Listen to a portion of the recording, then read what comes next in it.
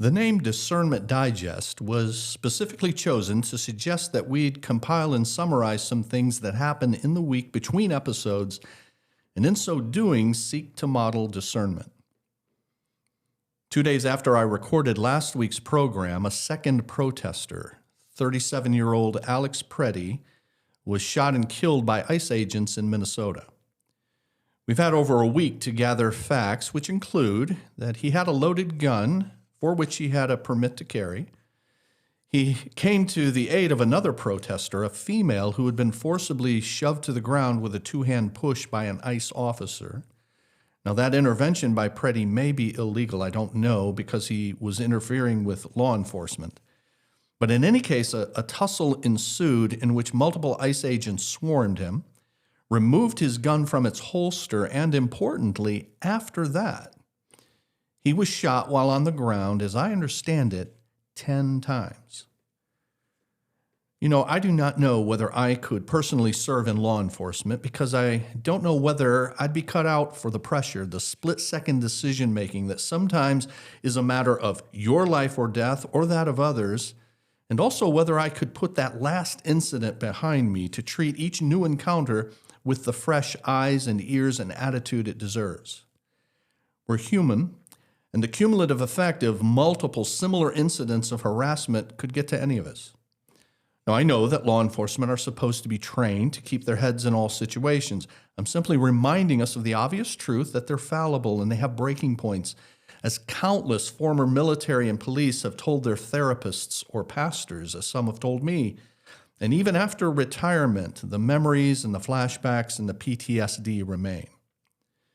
Gratitude for law enforcement in general is right and good because we live in a fallen world that requires evil to be restrained, and when it is, we should be grateful, which is part of what 1 Timothy 2 is about, that tells Christians to offer, quote, petitions, prayers, intercession, and thanksgiving for all people, and then specifies for kings and all those in authority, that we may live peaceful and quiet lives in all godliness and holiness. This is good and pleases God our Savior, who wants all people to be saved and to come to a knowledge of the truth.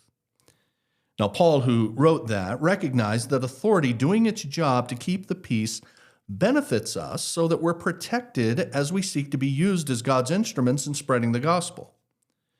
Paul himself benefited from that very thing on several occasions in the book of Acts, and when he was unjustly treated, he did not hesitate to appeal to his rights as a Roman citizen.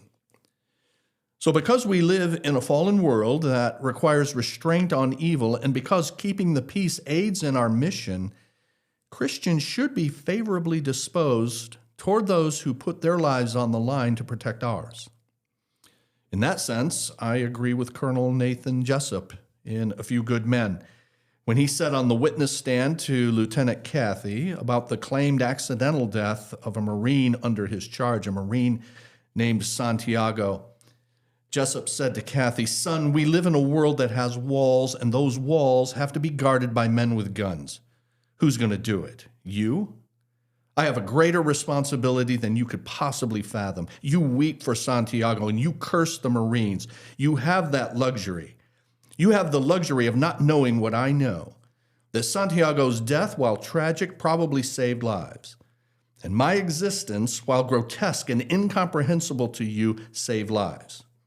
You don't want the truth because deep down in places you don't talk about at parties, you want me on that wall. You need me on that wall." And yeah, we need people on that wall, guarding it as they guard us.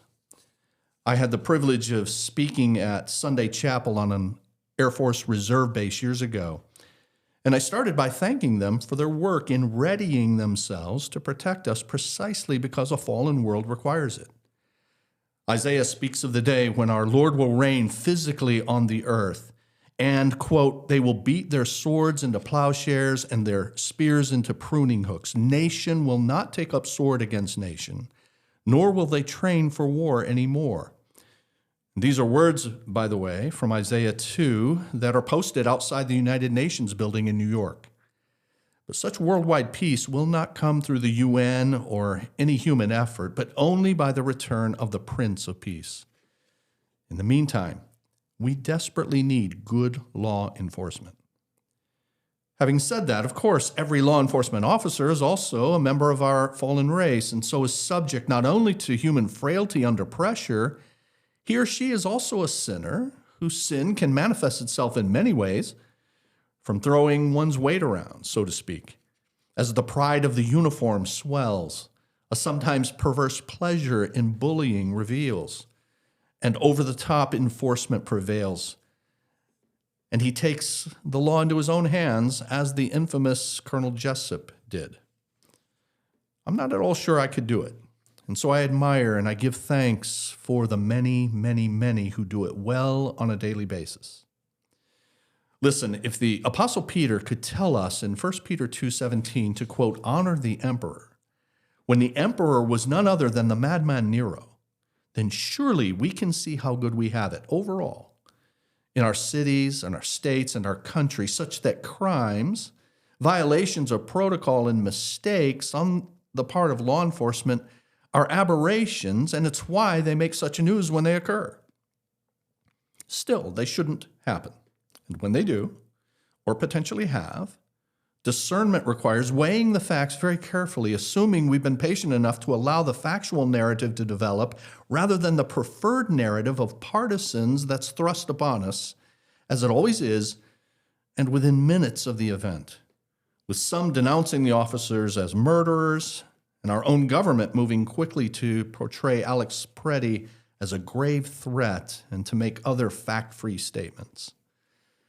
Homeland Security Secretary Kristi Noem and White House Deputy Chief of Staff Stephen Miller both described Preddy as a domestic terrorist within hours of his death a week ago Saturday. And the Department of Homeland Security released a statement that day saying it appeared Preddy, quote, wanted to do maximum damage and massacre law enforcement. Since then, footage has emerged which, if authentic, shows Preddy about 10 days earlier as quite belligerent toward ICE officers, including spitting at them and kicking and breaking a taillight on one of their vehicles, prompting the officers to exit the vehicle to tackle Preddy, but curiously, they did not arrest him at that time. That footage has caused many to intimate that Preddy, in effect, had it coming when he was killed. As in the words of Megan Basham, there is a, she called it, pattern, and he clearly, quote, isn't real law-abiding, and, quote, this was a bad guy, prompting me to ask her, is your point simply to contradict those who sought to make Preddy a saint? I mean, what difference does any of it make with regard to his death at the hands of ICE agents? We should all be able to agree that we need good policing as a God-given function of government to, as 1 Peter 2 says, quote, punish those who do wrong and commend those who do right. And Romans 13, rulers do not bear the sword for no reason. They are God's servants, agents of wrath to bring punishment on the wrongdoer.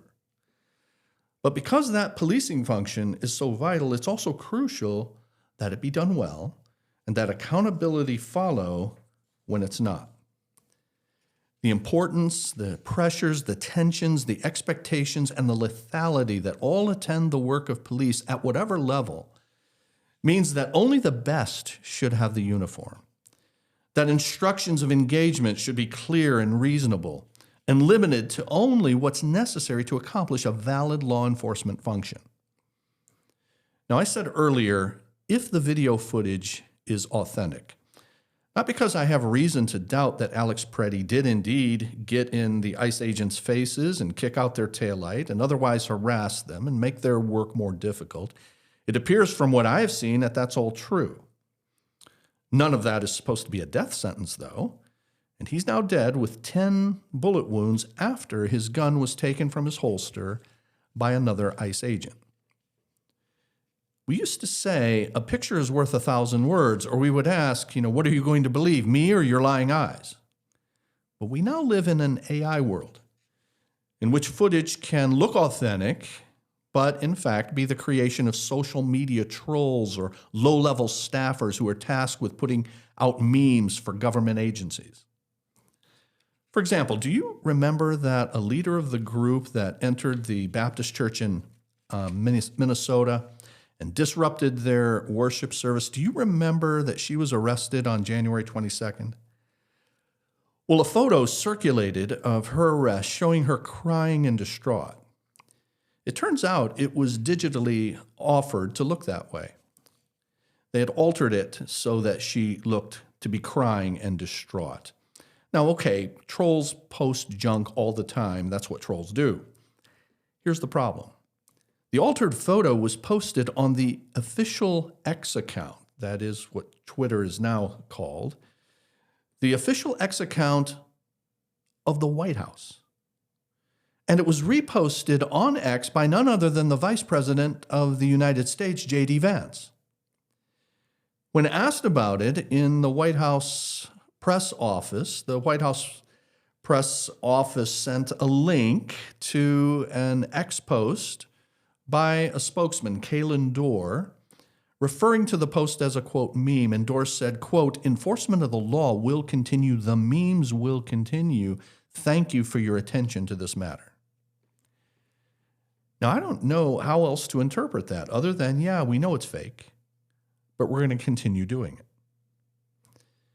So authenticating what you see, including from, unfortunately, official government sources, is now imperative for those who want to discern truth from error, as disinformation is now a political weapon being wielded in ways that I have not seen in my 63 years. Sure, politicians have always lied, but usually when caught in an embarrassing situation or to cover a political problem, but not as a matter of strategy, and with a brazenness that says, in effect, so what? It's all in our good cause. For decades, I have wondered about how a particular passage of Scripture might come to fulfillment. I know that it will, because all that God says will come to pass, but I just didn't know how in this particular case. In speaking of our Lord's return and his overthrow of an earthly power, a person the Bible calls the Antichrist and the lawless one, here's what 2 Thessalonians 2 says. The coming of the lawless one will be in accordance with how Satan works. He will use all sorts of displays of power through signs and wonders that serve the lie, and all the ways that wickedness deceives those who are perishing. They perish because they refuse to love the truth and so be saved. For this reason, God sends them a powerful delusion so that they will believe the lie. God sends them a powerful delusion. Now, how is that going to happen? I don't know, but with the advent of deepfake photos and ever-increasing quality AI, I can now see at least a possible way that it happens. People have so abandoned the stewardship of their mental faculties, they've so long engaged in believing what their chosen sources have supplied because it's all in a good cause, they are now susceptible to Orwellian levels of doublespeak, newspeak, and rationalization. It's a strategy now, and one that has resulted in a relentless assault on our minds, and quite purposefully. Steve Bannon is the former owner of Breitbart News, prior to which he made a mint on Wall Street, and after which he was in the Trump White House early in the first term. In 2018, he said, our strategy is to, quote, flood the zone with, and then he used a word for excrement. Flood the zone with excrement. Bannon stole money from a nonprofit that he started called Build the Wall.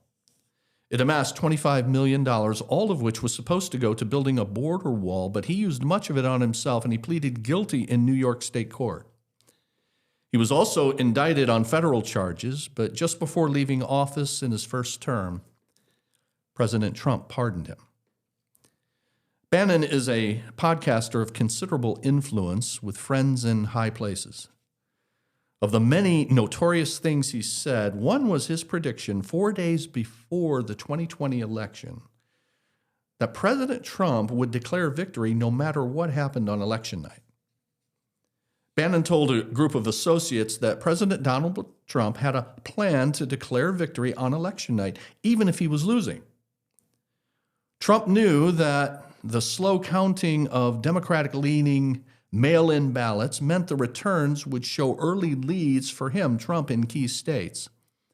And his strategy, said Bannon, was to use this fact to assert that he had won while claiming that the inevitable shifts in the vote totals toward Joe Biden must be the result of fraud. Quote, what Trump's going to do is just declare victory, right? He's going to declare victory, but that doesn't mean he's a winner. Bannon, laughing, told the group, according to audio of the meeting, of that meeting that you can listen to on YouTube, he's just going to say he's a winner. He's going to declare victory, but that doesn't mean he's a winner. As it sits here today, Bannon said later in the conversation, describing a scenario in which Trump held an early lead in the key swing states, quote, at 10 or 11 o'clock, Trump's going to walk in the Oval, tweet out, I'm the winner, game over. Now, some of you may remember that's very similar to what happened. And it unleashed all sorts of mayhem at polling places around the country, and weeks after the election, claims of voter fraud were heard. Now, this is relevant again because just the day before I'm recording this podcast, our FBI has seized ballots from a warehouse in Fulton County, Georgia, to investigate fraud in that state's presidential election in 2020. You may recall that's the state where the then lame duck president told Georgia's Secretary of State, quote, I just need to find 11,780 votes. So, we are still litigating the 2020 election. The president has never conceded that he lost. His friend Steve Bannon said that's what he'd do days before the election. So how does one sort through a zone flooded with excrement, as Bannon called it? I'll suggest a way in a bit, but first, bear in mind that the president has never lost an election, at least according to him. Back in 2016, when he first ran for president and during the primaries, you remember the first of those is not actually a primary, it's the Iowa caucuses. And in the 2016 Iowa caucuses, Ted Cruz won. Trump gave him the name Lion Ted as a result because he claimed that Cruz had won by cheating. Trump ended up, as we know, winning most of the primaries thereafter, and so he was the Republican nominee. And in the general election in 2016, he repeatedly said the election is rigged for Hillary, until it wasn't, because he actually did win. And of course, we all know that in 2020, he said the election was stolen. Bannon not only predicted the claims that would be made about the 2020 election, he spoke with the president twice on January 5th of 2021, the day before the Capitol riot. On his podcast on January 5th, he said, quote, all hell is going to break loose tomorrow. It's all converging, and now we're on, as they say, the point of attack. I'll tell you this, it's not going to happen like you think it's going to happen. It's going to be quite extraordinarily different, and all I can say is strap in. So how do you sort through it all and avoid just throwing up your hands and saying, they all lie, so I'll just have to believe the guys that are on my side, even though they're lying too, and even as a strategy? Well, one way is to withhold judgment until legal claims, at least, are adjudicated in court. I suggest you can believe court transcripts because, unlike a podcast, witnesses in court are under oath and lies are subject to criminal penalty. So it's there in court that you find those who might go before TV cameras and claim fraud and that they have mountains of proof. In federal court, they say something different. In a federal court filing, people like Sidney Powell, a key member of the election strike force, elite strike force team, as Rudy Giuliani called it. Sidney Powell says things in court like, quote, no reasonable person would conclude that her statements were truly statements of fact. Powell pleaded guilty to 6 misdemeanor counts related to Georgia election interference, resulting in 6 years of probation, fines, and the issuance of a formal apology. Giuliani was disbarred. Jenna Ellis's license suspended, and she issued a tearful apology in open court. Or can you believe Dinesh D'Souza, who produced 2,000 Mules, which claimed to have proof of 2020 voter fraud using cell phone geolocation data to, quote, prove that people were delivering stacks of harvested votes illegally to bulk ballot drop boxes? Well, again, claims are one thing, proof in court is quite another. A man named Mark Andrews is featured in that 2,000 Mules movie and a book that preceded it, showing him putting his family's ballots in a drop box, with D'Souza describing it as a crime in a voiceover. He's also shown in the book with a caption calling it, quote, organized crime. Andrews sued D'Souza, an organization called True the Vote that claims widespread voter fraud around the country, and also Salem Communications, among others. A year and a half ago, Salem Media Group released this statement. We apologize for the hurt the inclusion of Mr. Andrews' image in the movie, book, and promotional materials have caused him and his family. We have removed the film from Salem's platforms, and there will be no further distribution of the film or the book by Salem. But you see, by that time, the book and movie had circulated for a couple of years. Millions were convinced by it, perhaps some listening to this podcast. Just today, there was another drop of at least some of the Epstein files. Remember those? Do you recall in the first month of the second Trump administration, Attorney General Pam Bondi had social media influencers come to the White House to meet, and they emerged with these white binders with covers that read Epstein Files Phase 1. Do you all remember that? It turns out there was literally nothing in those binders that was new. And in the years since, as we all know, the administration has had to be forced by Congress and courts to release files, which during the election they claimed would be a top priority, to release the Epstein files.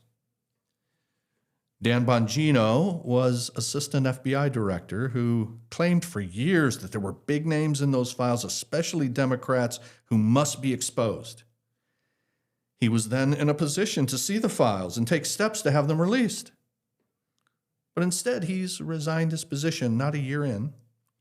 He's back on the radio and talking about not the Epstein files, but what he supposedly saw as deputy FBI director about the so-called Russia hoax. But unfortunately, he can't reveal what he claims to have seen. Now look, I do not know who or what is in the Epstein files, and neither do you, although this latest tranche of documents may reveal more. But it's just another example of folks getting clicks, listens, and even votes based on claims they choose not to fulfill for some reason. So how do you sort through it? I've suggested that court documents are your best go-to. And the Bible itself puts a premium on legal procedure. In a lawsuit, says Proverbs 18 and verse 17, the first person to speak seems right until someone comes forward and cross-examines. You may remember that Jesus said in Matthew chapter 18, if your brother sins, you go to him. And if your brother receives you and repents, well, then the issue is resolved. But then Jesus said, if they will not listen, take one or two others along so that every matter may be established by the testimony of two or three witnesses.